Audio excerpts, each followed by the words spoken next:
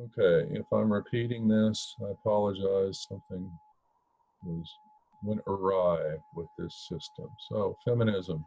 Feminism is the idea that men and women should be treated equally in all spheres of society.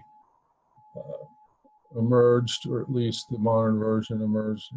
Mary Wollstonecraft, an English thinker, wrote uh, a lot about feminism, advocated for that women should have the right to vote, should have more rights in the economic sphere and legal sphere than they had been given or had achieved at that point in time. The right to vote was not, women in England didn't have the right to vote till 1928. They did get it in 1920 in the United States. But you could consider the women who struggled for the right to vote, the suffragettes. They were called suffrage, is a term that was used for the right to vote. So they were in the women's suffrage movement.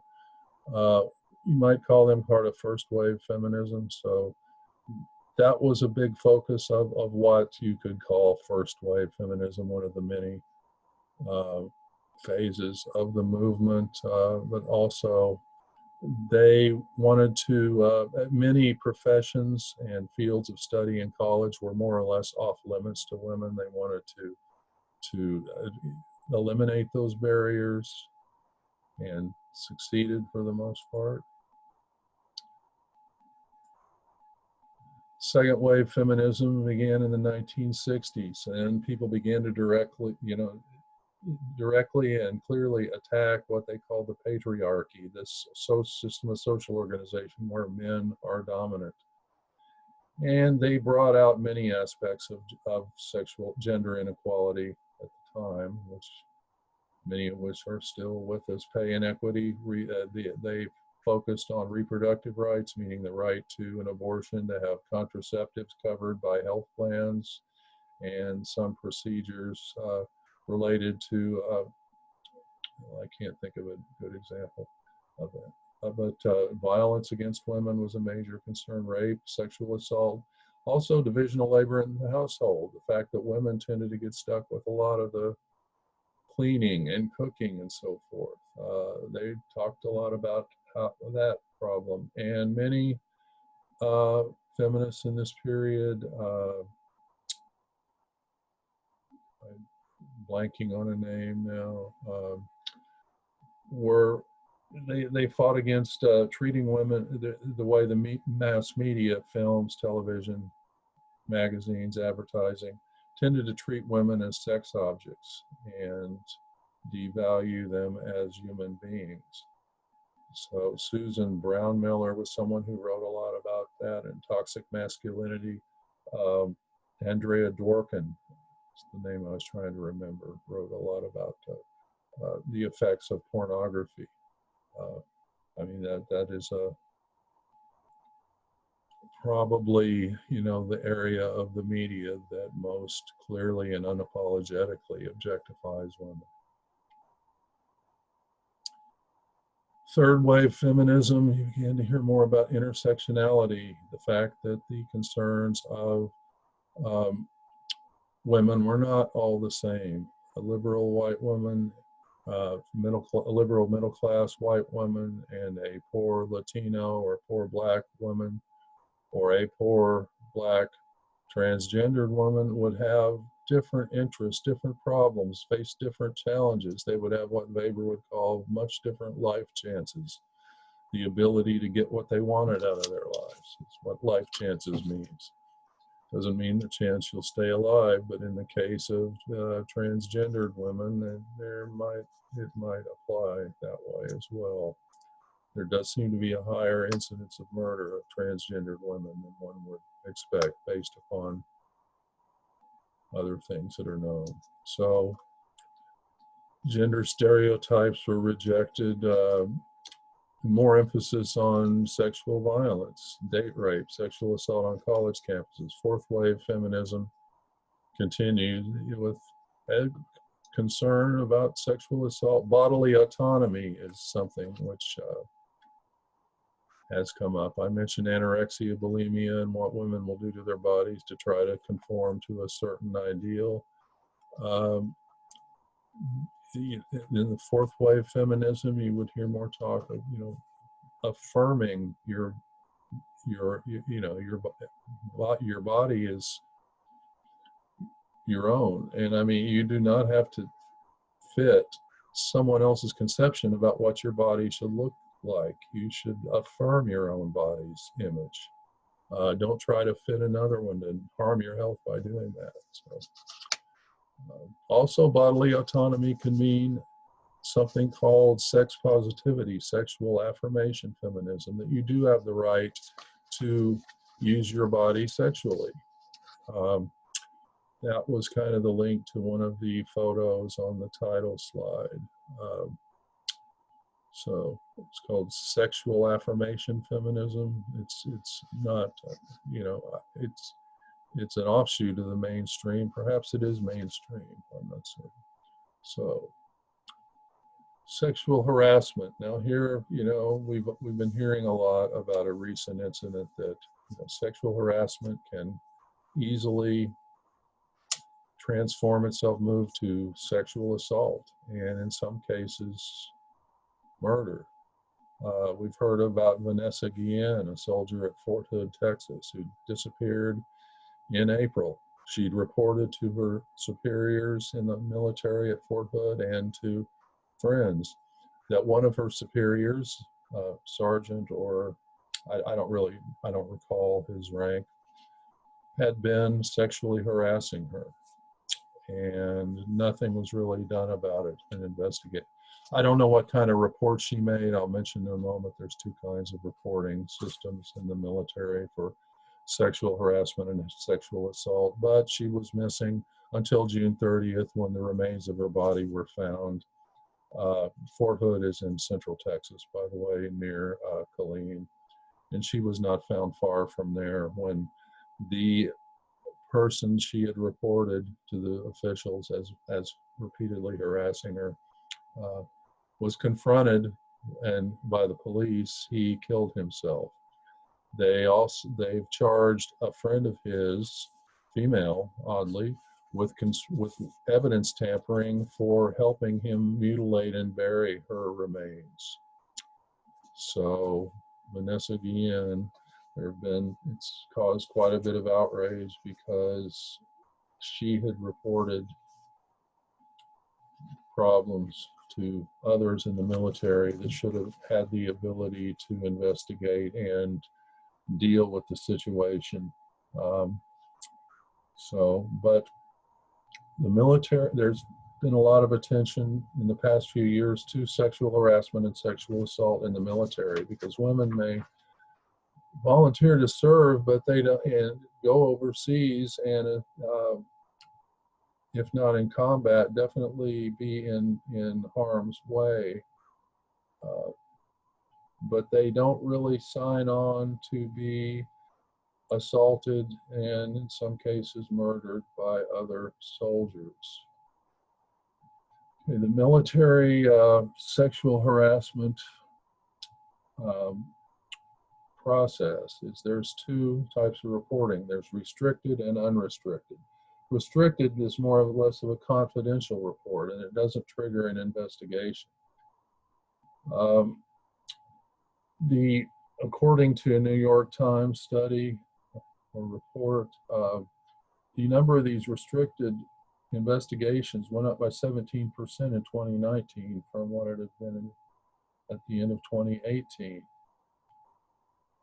Over 1,000 formal sexual assault complaints in 2019. These are the unrestricted complaints. These are formal.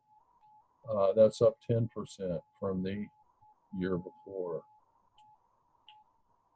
New York Times also reported separately there was a 50% increase in reported assaults on women from 2016 to 2018. And overall, a Defense Department survey found that 1 out of every 16 women in the military had reported either being groped, raped, or otherwise assaulted in the previous year. Now, that's going beyond sexual harassment, which I'll define in a moment, but often It can, if sexual harassment is tolerated, that's um, it will, well, it should not be tolerated. So sexual harassment, making unwanted advances of a sexual nature to another person, creating a hostile environment by making remarks of a sexual nature. Often, what really makes it an open and shut case of harassment is that it's persistent. The individual has said, no, I'm not interested. I don't want to hear that kind of a joke, etc. And it persists. It goes on. Most organizations, probably about all modern organizations with more than 50 employees, have policies regarding sexual harassment and procedures for disciplining those, for reporting and for disciplining those who are violating the policy. They typically, have periodic refresher trainings for employees, reminding them what the policies are. You may have to take training and sign an agreement when you start working for a corporation. Uh, Nevertheless, it still continues, and women are, they're often targets of this. Now, men can be as well, and usually the situation is what's called a quid pro quo situation, where someone is in a position of power and can do something for you, advance you somehow, or can retaliate against you if you don't give in to their advances. So a woman may, or a man may feel pressure to give in simply to keep their paycheck, keep their job. And that's also, not in addition to the persistence, the power differential is a key element in determining, identifying sexual harassment. So, violence against women takes many different forms. It's just domestic abuse within a married or cohabiting couple, can be physical, emotional, verbal abuse. So also you find cases where women are killed in what's called honor killings. Women have done something that dishonors or shames a family, and she's murdered by the family. United Nations estimated at least 5,000 women killed each year by family members. Female infanticide is still practiced. I mentioned in talking about the Oedipus story that Oedipus was exposed, expected to die. So that's a form of infanticide, infant exposure. There's also dowry-related violence. So dowry, for those of you who don't know, is something of value provided by a bride's family to the male's family or to the male itself. It can be land, it can be some movable property of some sort, could be money. But there are cases where men have decided they want a bigger dowry even after there's been a marriage, and they may use their wife's well-being as a lever to try to extort this from another family. And what can happen to the woman that's caught in this situation, it can range from verbal abuse about not getting their value or the cost of whatever to physical violence. And there have been many cases where women have committed suicide to escape that situation. Sexual assault, rape is typically what one might think of, but it can include other things. Now, rape is forcing someone to have sexual relations, usually sexual intercourse directly. Now, it can even be someone you're married to. You cannot force your wife to have sexual relations with you. At least not in most most nations now. It used to be the case that people did not, and there had been Supreme Court decisions, other court decisions that said it was just legally impossible for a man to rape his wife, but we've moved past that now. So, World Health Organization 2017 publication, at their estimate, 1 out of every 3 women had been physically abused somehow, forced to have sex, beaten, or other. Date rape is something you've probably heard a lot about, where a male just assumes that any woman that goes out on a date is it owes him sexual relations. There have been cases, and it's still not uncommon still, where a woman may be drugged in a bar, something has slipped into her drink, and she wakes up somewhere else, and someone has had sex with her, doesn't know who. There was a drug that was commonly brought over the border from Mexico. You could purchase it with a pseudo doctor's prescription if you needed that, rohypnol. It's similar to Xanax and Valium, but it induces, it makes you very open to suggestions apparently, and also it produces amnesia. So that was the most popular date rape drug, rohypnol, called a roofie. So, as I mentioned, sexual harassment can lead to sexual assault. Some big examples recently, although Harvey Weinstein, well respected for a while, film producer, I think it was Miramax, was the studio he was associated with, but I'm not sure. He was doing quid pro quo deals. He was almost over the line into sexual assault from the beginning, uh, in terms of creating a hostile environment for an actress that perhaps he was going to speak with about a role, or female actor. I still sometimes use the term actress, so pardon me for that. Weinstein would hold the possibility of getting a part in a movie over a woman's head in exchange for sexual relations. And he's now facing a lot of time in prison, as well as civil suits.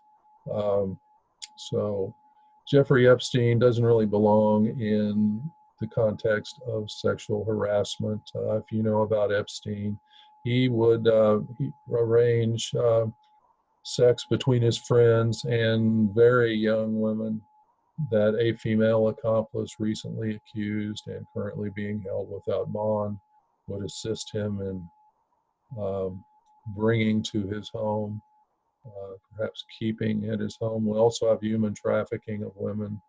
I did not put that in this presentation, but that's another aspect of violence towards women that should be elsewhere. So given that people can organize on social media, there's some active social media pushback against this kind of behavior. The Me Too movement, hashtag Me Too on Twitter, is probably the best known. Time's Up was also kind of came out of a response to Harvey Weinstein's accusations against him, which were confirmed by many women in the film industry. Why is there so much violence against women? Some have suggested there is a rape culture in the United States and other nations as well. Susan Brown Miller wrote that men can lose their sensitivity and their awareness of the difference between forced sex and consensual sex, and they're desensitized by exposure to media messages.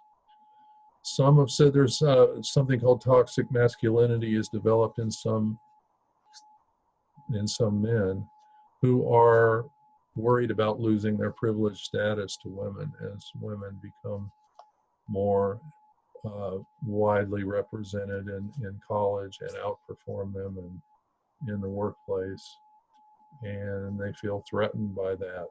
So they begin to think very negatively about women, more than they would. Anyway, so, and as I mentioned before, a lot of men expect dates can lead to sexual relations. Now, you've heard the term hookup culture, and women can have those expectations also, but usually studies have found like twice as many men as women feel that a date should lead to sexual relations. Finally, sexuality and sexual orientation. I already touched on this earlier. Sexuality is how you behave towards yourself as well as other beings in the sexual domain as sexual beings, and how you interpret what's the meaning of this behavior for you, and for them. There's a lot of variation. Just about anything humans can do has been accepted in some culture or at some time in the past. So there's some evidence that our sexual orientation may have a biological basis, but there's also evidence that it does not. But at best, whatever genetic basis there may be for it, it just may predispose you to like one sex rather than another. Okay. Sigmund Freud, I mentioned him earlier and kind of critiqued him a bit. He thought all humans are bisexual, basically, and they're socialized into being, preferring one sex or over the other. The genetic, what evidence there is for any biological basis, you get this from identical twin studies that have been separated. They were adopted by two different families, for instance, and as I said, the studies have contradicted each other, but what it does tell you is social factors are very important as well, if there is, to the extent there is any genetic basis for it. In the book Paradoxes of Gender, Judith Lorber identified 10 sexual identities. These probably seem like there's a little bit more other things that Lorber didn't cover. You can be asexual. You're not interested in sex. You can be intersex. An intersex person is someone whose genitalia did not develop fully before they were born due to some chemical exposure in the womb, a hormonal problem, or even a genetic problem, because sometimes some types of it do seem to occur to more than one person in a given family. You also might have pansexual. Miley Cyrus, the singer and actor, since she is pansexual, that means you have no preference. So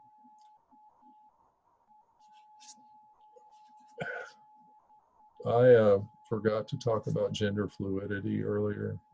If you don't know what gender fluidity, what it is, you should look it up. I will ask a question on the exam about gender fluidity. So I believe there's something in the PDF about it, but you should look it up online so you know what it is. Gender fluidity. All right.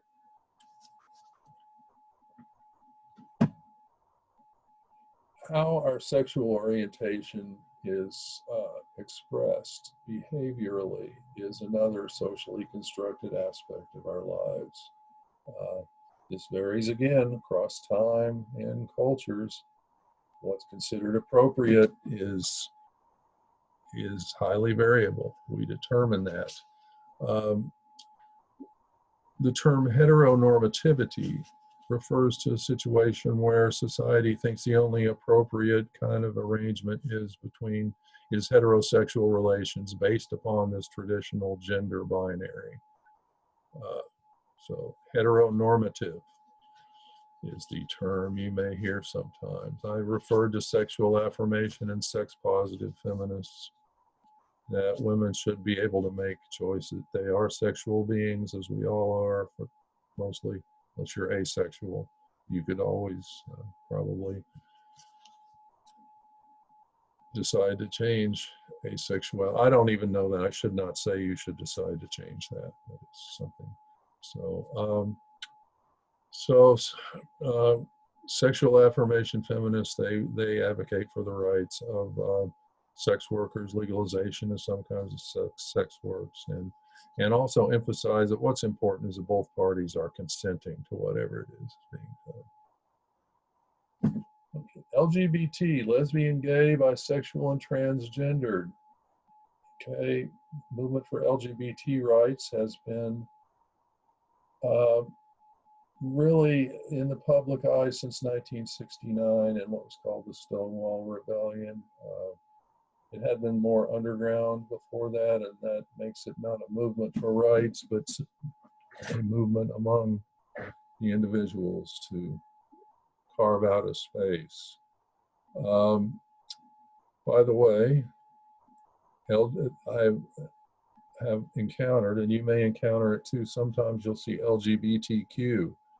Q stands for queer. Queer means you reject the right of society, of others, to tell you who you are sexually.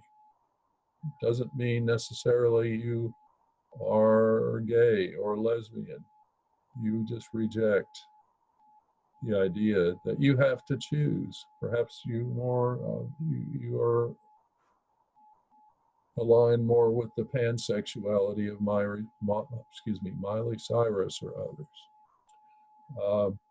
LGBTQ, sometimes you'll hear it LGBTQ plus, because I was told not so long ago that it's actually LGBTQIA2S. I is intersex, A is asexual, 2S is two-spirit. If I didn't mention earlier, two-spirit is something that I will ask about on the exam. Okay. So Stonewall Rebellion. Stonewall Inn was a bar where gay men in New York gathered, and the police would harass them constantly. They would come in and write tickets and look for men being too friendly with one another, and we're just harassing them constantly. And one day the men decided they weren't taking it anymore, and they fought back. And you had police running from the bar as with gay men, chasing them down and engaging them in fist fights. It was very empowering for the men there. But that, you can mark the beginning of the LGBT rights movement from that point, if you wish. One small milestone: homosexuality was considered a mental disorder by the psychiatric community. In '73, it was removed from the guidebook, the Bible of Psychiatry, Diagnostic and Statistical Manual of Mental Disorders. Then in '78, Harvey Milk was elected San Francisco City Supervisor as running as an openly gay candidate. First person, openly gay man elected to a major political office. He was killed that same year by another former supervisor who was angry, a man named Dan White. As an aside, Dan White was acquitted of murder on the basis of what became known as the Twinkie defense. His lawyer successfully argued he wasn't in his right mind because he'd eaten too much sugar that day, too many snacks. It made it impossible for him to tell right from wrong, so he shot Harvey Milk in his office multiple times. Another milestone in the gay rights movement, and for many years in many states, homosexuality was basically illegal, at least expressing it. Having sex with someone of the same sex was illegal. Certain things among men and women were illegal in some states that are no longer illegal. But in 2003, the Supreme Court ruled that the Texas sodomy law, which was the law which prohibited sex between, which criminalized sex between two people of the same sex, the Supreme Court ruled that it was unconstitutional. And it also applied to the other 13 states that still prohibited that. And this case came out of Harris County, by the way, so it was local. And it was just a Class C misdemeanor case, but Lawrence and the Lambda Foundation, which is a legal advocacy group for LGBT community, wanted to take it further. They wanted it to test this law and see if they could eliminate it at this before the Supreme Court, and they did succeed. So anyway, it was a rather, well, I won't go further on that. So marriage equality became another focus of the LGBT rights struggle. Many conservatives in Congress were not at all happy with the fact that this was gaining some traction in some states, and some states have begun to allow civil unions. I believe New Hampshire was the first, which was not quite marriage, but it was very close. Later, other states simply legalized marriage, and in 1996, the U.S. Congress passed the Defense of Marriage Act that specifically defined marriage. It could only be one man and one woman, not two men or not two women. So that law was struck down in 2013 as unconstitutional. Okay. Following that, once that was struck down, then more states began to establish the right to marry, but it was still open to legal challenges apart from the Defense of Marriage Act. But in 2015, the Supreme Court, in the case of Obergefell v. Hodges, guaranteed that that's the right of same-sex couples to marry in every state in the United States on the basis of several clauses of the Constitution. So finally, most recently, in June of 2020, the Supreme Court ruled that the Civil Rights laws apply to gays and lesbians and transgendered workers as well. These laws forbid discrimination on the basis of race, religion, ethnic origin, and sex was mentioned. So there was a legal argument over what did sex mean. Did it mean just whether you were a man or a woman, or did it mean your sexual orientation? Well, the Supreme Court has ruled in favor of sexual orientation as the appropriate interpretation. So no longer can men and women be, or can LGBT individuals denied employment or fired simply because they are LGBT in the United States. So that was a big victory, really, for them. So one focus that they've had that they will have to retain because it persists, just as sexual assault against women persists, violence against members of the LGBT community is an issue.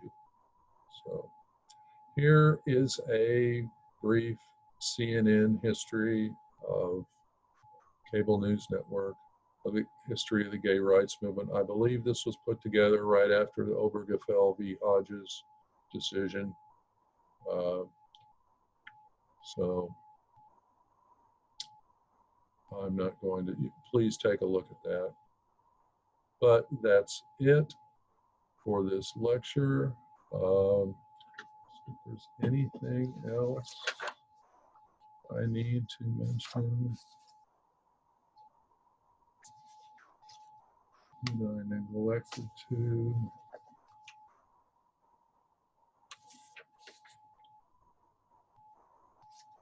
All right.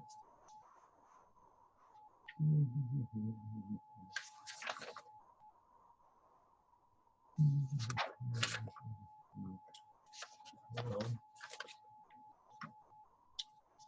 I think we can move on. Call this done. Thank you for your time.